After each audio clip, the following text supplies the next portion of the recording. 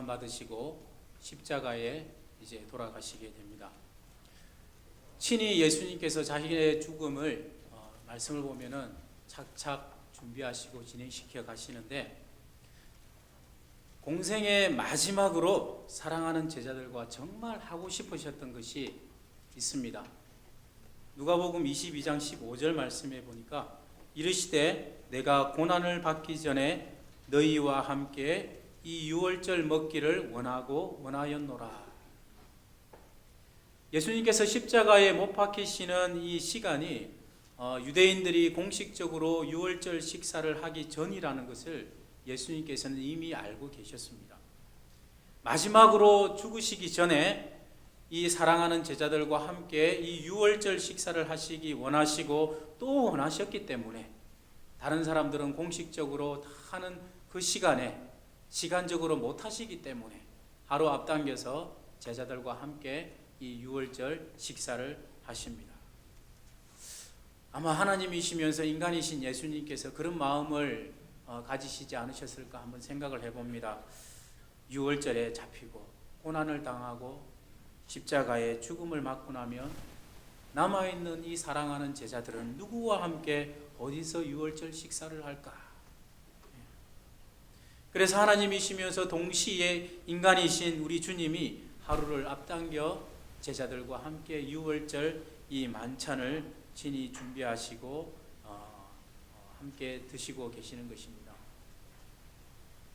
그리고 모두 함께한 이 자리에서 이 식탁에 놓인 이 이스라엘의 전통에 따라서 그 음식의 의미를 설명을 해주시는데, 26절 말씀에 보니까 그들이 먹을 때에 예수께서 떡을 가지사 축복하시고 떼어 제자들에게 주시며 이르시되 받아서 먹으라, 이것은 내 몸이니라, 이렇게 말씀하셨습니다. 예수님께서 떡을 가지고 하늘을 우러러 축복 기도를 하시고 그것을 쪼개어 제자들에게 나누어 주시면서 이것은 내 몸이니라 할 때에, 그 당시 거기에 있었던 제자들 중 그 누구도 이 말씀의 참뜻을 알지는 못했습니다. 이 말씀은 이제 곧 내가 잡히고 고난당하고 십자가에 못 박히는데 그때에 이 떡이 쪼개어진 것과 같이 나의 몸 또한 찢겨진다라는 이 의미가 있었습니다. 아울러 이것을 받아서 먹으라 할 때에 참 이것이 얼마나 축복된 선택인지, 떡이 상징하는 것이 예수님의 몸인데 그 몸을 받아서 먹는다라는 것은 잠시 후 이 세상 모든 인류의 죄를 대속하기 위하여서 십자가에 못 박히시고 죽으시는 그 죽음으로 인한 그 효력, 그 구원, 속죄, 그 대속의 그 은혜를 받아 누리는 것인데, 말하자면 우리의 신분이 이제 바뀌게 되는 것인데, 적어도 이 떡을 받아 먹는 그 당시에는 이 제자들이 이 참뜻을 잘 알지는 못했습니다. 잔 또한 마찬가지였습니다. 다시 예수님께서 잔을 드시고 감사 기도를 하신 이후에 제자들에게 나누어 주시면서 너희가 다 이것을 마시라, 이것은 죄 사함을 얻게 하려고 많은 사람을 위하여 흘리는 바 나의 피 곧 언약의 피니라 하실 때 이 의미가, 이스라엘뿐만 아니라 온 인류를 사랑하셔서 이들 모두를 구원하시기 위하여 그 하나님의 계획에 따라, 그 언약에 따라 예수님께서 이 세상에 오셨고, 이제 곧 그 언약에 따라 십자가에 못 박히시고 그 십자가상에서 흘리시는 그 모든 그 보혈의 피를 의미한다라는 것을 그 당시 모인 제자들 중에는 이 참된 의미를 제대로 다 알지 못했습니다.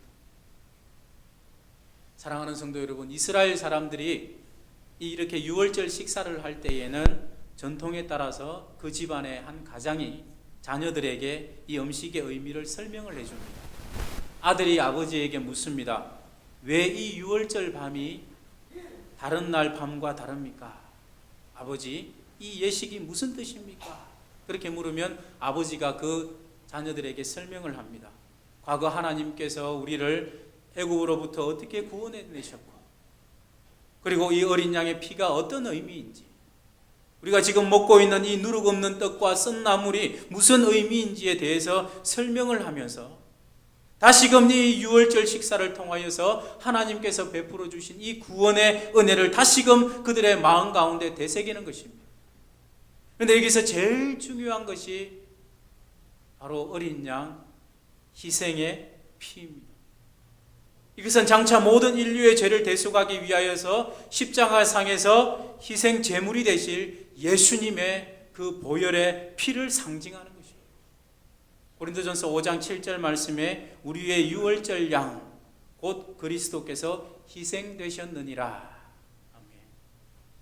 그래서 이제 곧 교회의 머리가 되시는 이 예수님께서 이제 이 가족의 한 가장으로서 이 제자들에게 설명을 하시는데, 누룩 없는 빵과 이 쓴나물 대신에 지금 식탁에 놓여있는 이 떡과 포도주의 새로운 의미를 설명하시면서 이것은 내 몸이다.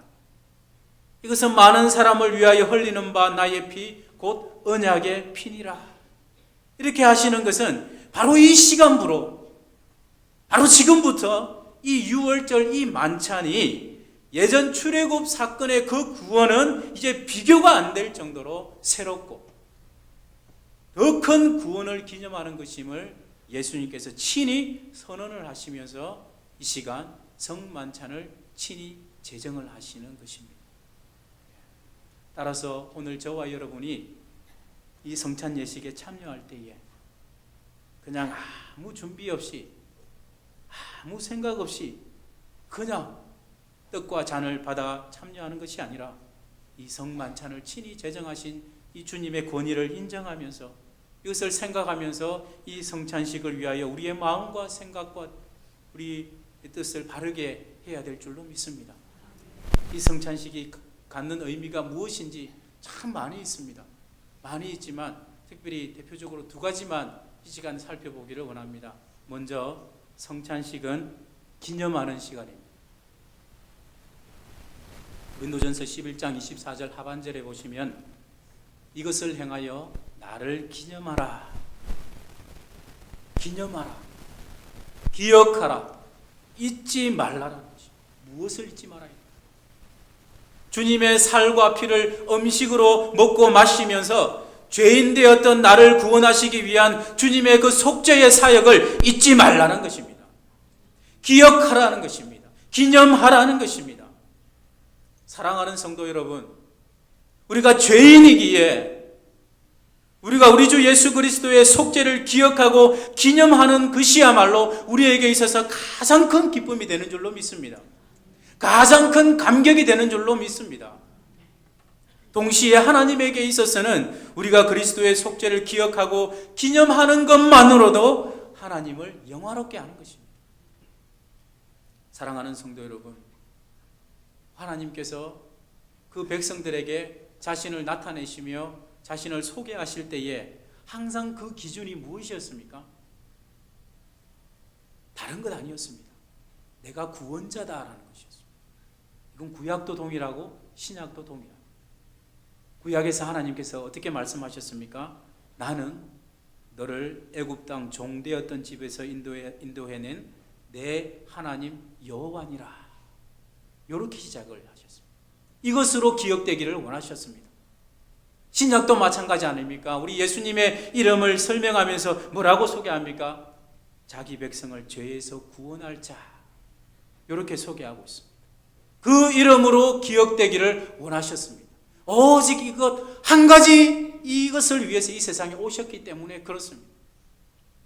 그래서 오늘 우리가 이 성찬을 받을 때에 반드시 기념하고 기억해야 될 것은 나를 구원해 주시기 위해서 나의 모든 죄를 속량하신 그리스도의 속죄를 기억해야 됩니다. 아울러 주님의 그 은혜로 인하여 죄와 사망으로부터 불러냄을 받은 사람이 바로 나다라는 것입니다. 그래서 나는 하나님의 백성이 되었다라는 것을 잊지 말고 다시금 기억하고 기념하면서 지금까지 내가 신앙이 해이해졌다면,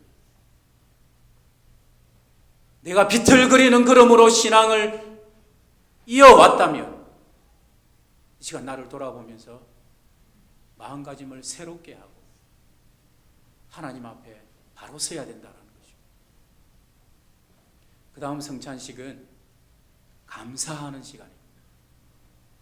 여러분, 오늘 본문 보면은 참 감동적인 예수님의 말씀이 나옵니다. 성찬식을 제정해 주시면서 이렇게 말씀하십니다. 26절 말씀해 보니까 예수께서 떡을 가지사 축복하시고, 27절에 또 잔을 가지사 감사기도 하시고. 여러분, 예수님의 이 말씀이 얼마나 감동적인 말씀이냐면요, 사랑하는 성도 여러분, 지금 우리 예수님은 하나님의 그 저주를 받아서 깊은 흑암 가운데 들어가기 직전입니다. 지금.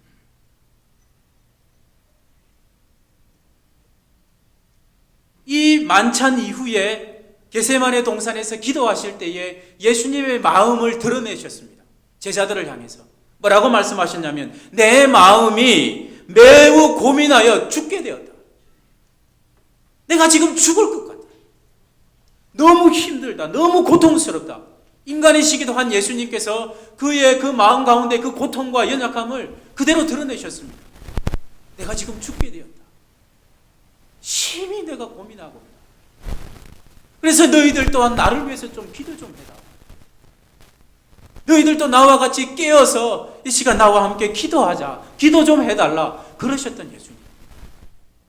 그러면서 땅에 얼굴을 대시고, 내 아버지여, 내 아버지여, 만일 할만하시거든 이 잔을 내게서 지나가게 하옵소서. 그러나 나의 원대로 마옵시고 아버지의 원대로 하옵소서. 이렇게 기도하신 모습, 이 장면 다 하실 겁니다. 그러나 여러분, 이것은 생각해 보셨습니까? 이 제자들과 유월절 만찬을 할 때에 그 예수님의 마음을 우리가 한번 생각해 보자는 것입니다. 자신의 죽음을 지금 생생하게 분명하게 예감을 하시면서 이제 곧 저주를 받아서 형벌을 받아서 우리 대신에 지금 흑암에 들어가시는 것을 다 아시면서도, 그런데 그 순간 우리 주님께서 드린 기도가 감사였습니다. 감사였습니다. 우리는 여기서 감사의 진리를 발견하게 됩니다. 사랑하는 성도 여러분, 반드시 꼭 명심했으면 좋겠습니다.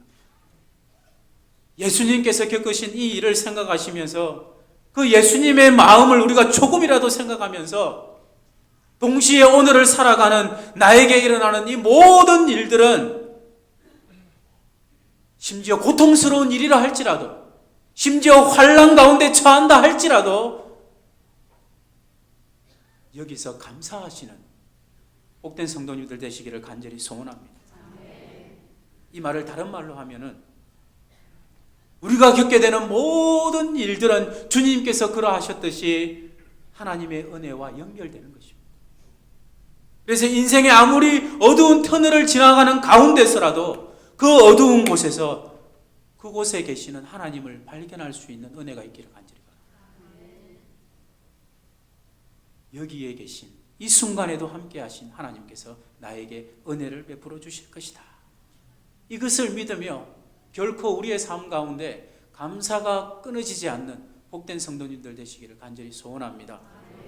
그래서 그리스도인이라면, 참된 그리스도인이라면 아주 깊은 어둠을 경험하는 중에라도 감사하는 사람들, 바로 그 사람들이 참된 그리스도인인 줄 믿습니다.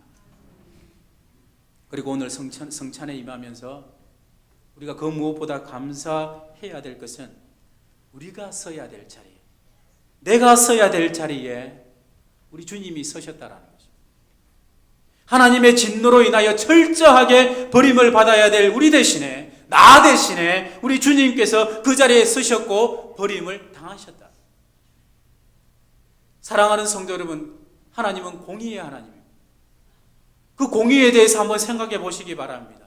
우리가 무엇이고 한데, 사람이 무엇이고 한데, 한낱 피조물인 내가 무엇이고 한데, 나로 인하여서 하나님의 영광이 훼손되는 것보다 차라리 내가, 우리 모두가 이 세상 모든 것이 다 멸망당하는 것이 오히려 그것이 하나님의 공의에 더 합당한 것 아닙니까, 여러분? 그런데 말도 안 되는 일이 벌어집니다. 우리가 손상시킨 그 하나님의 그 영광을 다시 회복시키시기 위해서 우리를 대신하여, 나를 대신하여 주님이 그 자리에 서셨습니다. 그리고 내가 받아야 될 모든 형벌과 진노를 주님께서 다 받으시고 철저하게 버림을 당하셨습니다.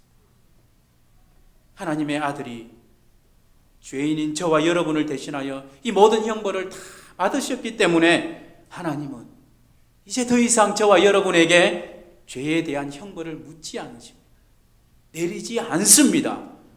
사랑하는 성도 여러분, 바로 이 진리가 우리에게 있어서 감사하지 않으면 안 되는 것입니다, 여러분.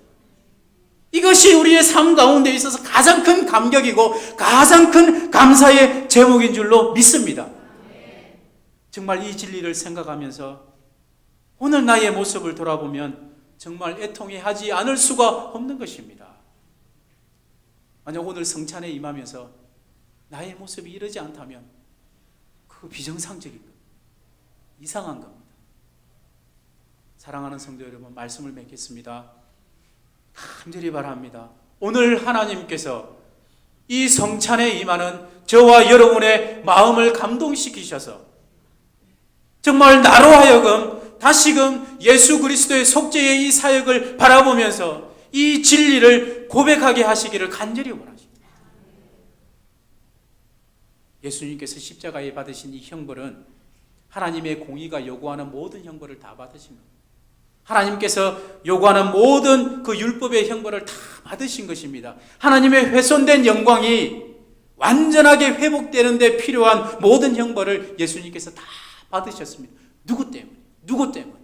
나 때문에. 나 때문에. 나 때문에 그렇습니다.